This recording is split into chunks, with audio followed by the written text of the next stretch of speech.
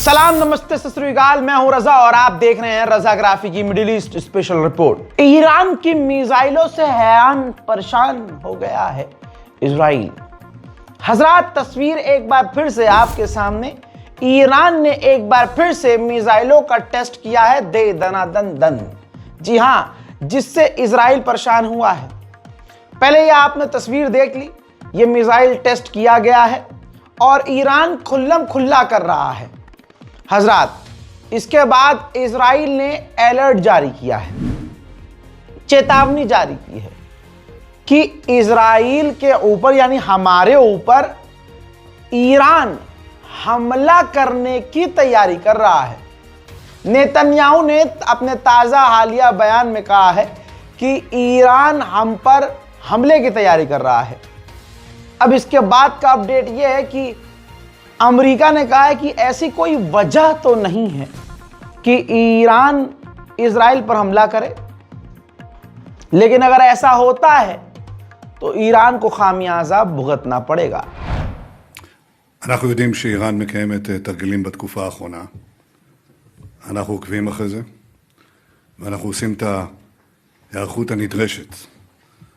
אני רוצה להעביר כאן בצורה ברורה לאיראן.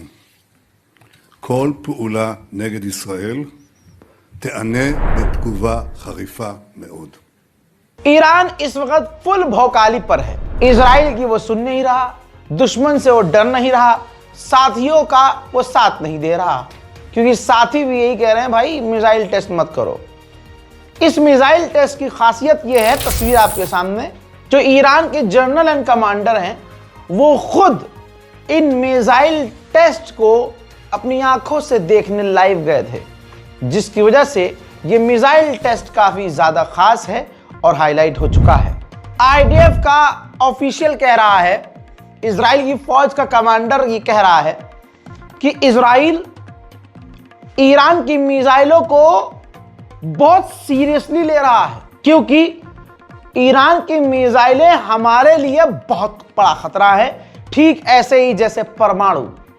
तो यानी जिस ईरान को पूरी दुनिया और वेस्टर्न देश कमजोर और उसके हथियार कमजोर साबित करने की कोशिश कर रहे थे कल तक, आज उसी ईरान की छोटी मोटी मिसाइलों से बड़ी बड़ी हवा निकली पड़ी है। हजरात, इसके बाद ईरान के विदेश मंत्री खेलने लगे। ईरान के विदेश मंत्री ने ताजा बयान दिया। उन्होंने कहा कि जो भी हमारा नुकसान हुआ था 12 डेज वॉर में, हमने सब कुछ रिपेयर कर लिया, रीबिल्ड कर लिया। अगर अभी भी कोई गलतफहमी है तो हमको आजमा के देखा जा सकता है। उधर आईएईए के चीफ की भी हवा निकल गई। उन्होंने ताजा बयान में यह बोल दिया है कि ईरान के पास अभी भी हाई क्वांटिटी में यूरेनियम एनरिचमेंट है, जिसकी जानकारी हमें नहीं है, जो कि बड़ा खतरा है। कमाल तो यह है कि ईरान आधिकारिक तौर पर फ्रंट पर आकर खेल रहा है। ईरान ने आधिकारिक तौर पर कहा है कि हमारी देश की मिसाइलें हमारी देश की रक्षा सुरक्षा के लिए है, बातचीत करने के लिए नहीं है। برنامه موشکی ایران برای دفاع از کیان ایران توسعه داده شده، نه برای مذاکره. بنابراین به هیچ عنوان قابلیت‌های دفاعی ایران که برای بازداشتن متجاوزان از هر گونه خیال حمله به ایران طراحی شده امری نیست که بشود درش صحبت کرد. نکته دیگه این که जिन गंजट्टों को ईरान अपना दुश्मन लगता है, बता दूं उनके वालिद मोहतरम फाफा ने, तस्वीर देखिए, भारत का एक वॉरशिप ईरान के करीब भेजा है। यह कॉपरेशन के लिए है, क्योंकि ईरान भारत का सहयोगी है, साथी है। साथ बढ़ाने के लिए, एक दूसरे के साथ कॉपरेशन को बढ़ाने के लिए भारतीय युद्धपोत ईरान के करीब पहुंचा है। दूसरी तरफ ईरान बॉर्डर पर, चंद तस्वीरें दिखा रहा हूं, बॉर्डर पर खतरनाक युद्ध की तैयारी कर रहा है। यह ईरान की फौज है। एक तरफ मिसाइल की टेस्टिंग हो रही है, दूसरी तरफ ईरान ने मिसाइल डिफेंस सिस्टम तैनात किए हैं, तीसरी तरफ वो हर तीसरे दिन मिसाइल टेस्ट कर रहा है। इस तरफ हथियार तैनात करके भाई वो एक्सरसाइज कर रहा है।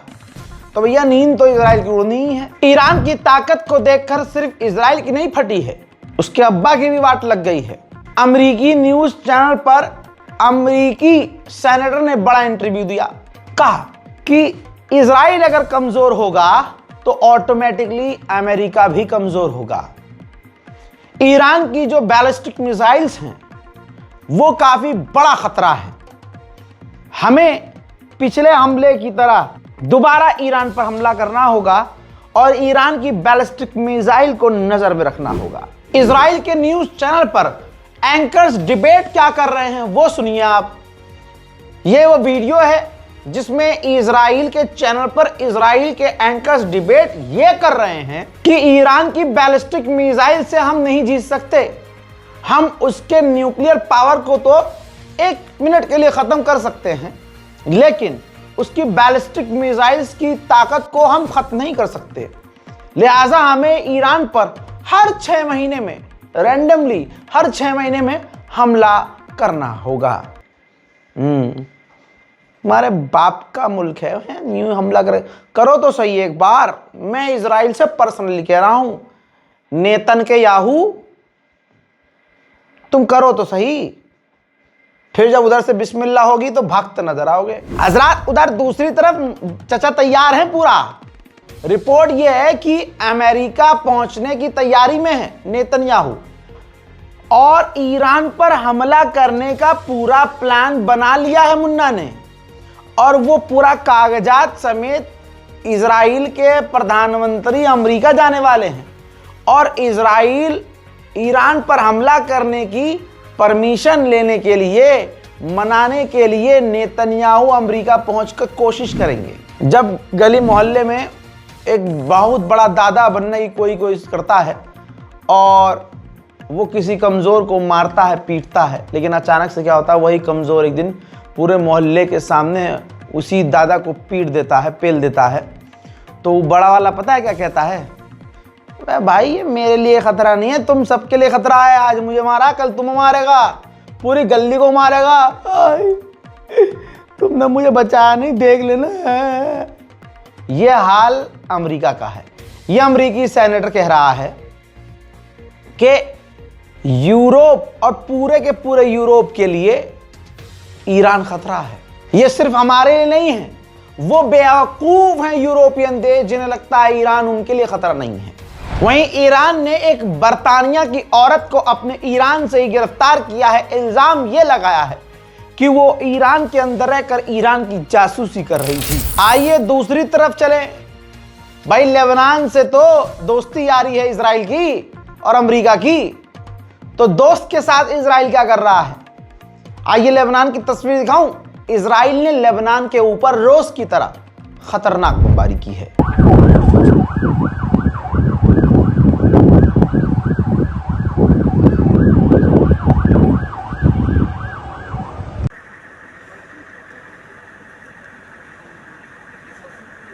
This is the old one. This is the new.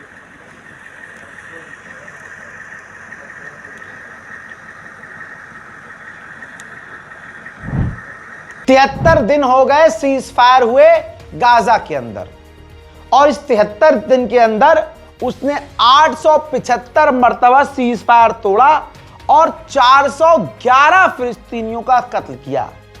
यह इजराइल का सीज फायर है। एक तकलीफ की बात आपको बताऊं, जिस बहन के जरिए जो गाजा में मौजूद है, हमारी बहन, हम गाजा में मदद भेजते थे, बाढ़ और तूफान और हमलों की वजह से उनसे अब हमारा कांटेक्ट कंटिन्यू नहीं है। बीच में 2 दिन हम कनेक्ट हुए और उसके बाद हम कनेक्ट नहीं हो पाए। फिर अभी 1 घंटे पहले, 1.5 घंटे पहले मेरी बात हुई। ऐसे हो रहा है। सोचिए इतना बुरा हाल है गाजा में। मैं गाजा का लाइव मंजर दिखाऊं? हालांकि मुझे पता है आपका मन नहीं होगा गाजा की खबर सुनने का, हमारा दिल भर जाता है ना, ज़्यादा हम बर्दाश्त नहीं करते हैं चीज़ें। और वैसे भी हम हिंदुस्तानी मुसलमान हैं भाई, हम तो हैं ही बेमुरव्वत। तस्वीर देखिए, अल्लाह अकबर। बरसात की वजह से जो जर्जर मकान भरभरा कर गिरे, उस मलबे में अपने प्यारों को, घर वालों को एक गज्जा का फिलिस्तीनी ढूंढ रहा है। गाजा के अंदर लगभग इसी तरह से हर पांचवा छठा बिल्डिंग जो जर्जर थी, चटक चुकी थी, ऐसे ही भरभरा के गिर रही है। उधर ऑस्ट्रेलिया ने इजराइल से वो आर्टिफिशियल इंटेलिजेंस से लेस हथियार खरीदे हैं इजराइल से, जो इजराइल ने गजा के अंदर टेस्ट किए। रिपोर्ट के मुताबिक इजराइल गाजा के अंदर जहां जहां मौजूद है वहां वो परमानेंट बेस बना रहा है। यानी ये समझ लीजिए कि गाजा के अंदर से इजराइल बाहर नहीं निकलेगा। मोहतरम हजरात, अमरीकी ये सेनेटर अक्सर आप देखेंगे जो इजराइल के समर्थन में बयान देता है, वो इजराइल पहुंचा, नेतन्याहू से मुलाकात की और अगले वहीं उसी बयान में कहा कि सऊदी अरब को हम F-35 देने के लिए तैयार हुए, लेकिन तुर्की को नहीं। तुर्की नाटो का भले ही मेंबर है, लेकिन तुर्की को F-35 देने के लिए हम राजी नहीं हैं। लेकिन इस व्यक्ति ने यह भी कह दिया कि इजराइल PR गेम हार रहा है, अपनी एडवर्टाइजमेंट नहीं कर पा रहा है, यानी अपनी इमेज नहीं सही कर पा रहा है, दुनिया में गालियां पड़ रही हैं। लेकिन इन्होंने आगे ये कहा कि इजराइल तो PR गेम हार रहा है, लेकिन अगर हमास ने हथियार नहीं डाला तो डोनाल्ड ट्रंप हमास के लिए जहन्नम के दरवाजे खोल देंगे। जहन्नमी कौन है ये तो मरने के बाद पता चलेगा ना। दोस्तों, डॉक्टर्स विदाउट बॉर्डर्स में काम करने वाले डॉक्टर्स जो गजा जाना चाहते हैं और परमिशन इजराइल से मांग रहे हैं, इजराइल उनसे उनकी और उनके खानदान परिवार वालों की पर्सनल जानकारी मांग रहा है। सोचिए इजराइल क्या करेगा उनके साथ, उनके घर वालों के साथ। इजराइल कह रहा है कि हम उनका तमाम डेटा चेक करेंगे, बैकग्राउंड चेक करेंगे कि वो यहूदियों के खिलाफ, इजराइलियों के खिलाफ तो नहीं है। पूरी दुनिया के सोशल मीडिया ऐप पर कंट्रोल इजराइल का है। चाहे आप अपने फोन में इंस्टाग्राम देख लीजिए, चाहे फेसबुक यानी मेटा देख लीजिए, अब चाहे टिकटॉक देख लीजिए।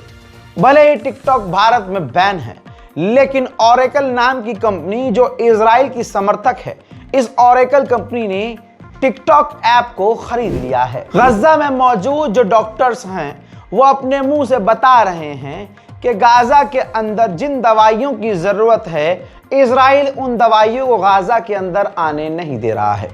This MOH conference about the shortage of medicine and medical disposable in MOH, and actually more than 52% of the medical disposable essential list, essential drug list are zero stock.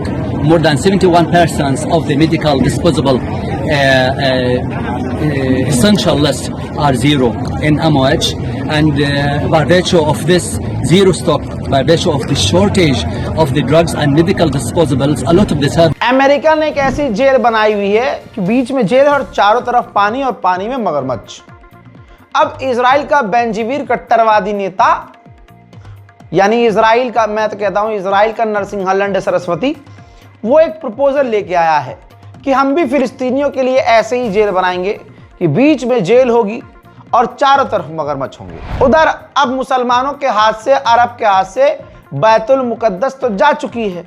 अब उसी बैतुल मुकद्दस में मुसलमान तो नहीं, लेकिन यहूदी जाकर नाच और गा रहे हैं।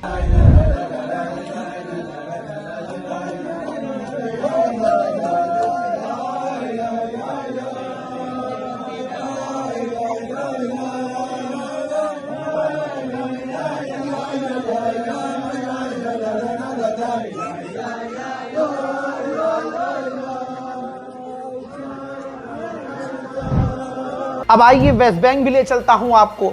ये दोनों नौजवान जो आपको नजर आ रहे हैं, इजराइल की मिलिट्री ने वेस्ट बैंक में इन दोनों को गोली मारकर कत्ल कर दिया। अभी रुक जाइए, ये बिल्डोजर देखिए।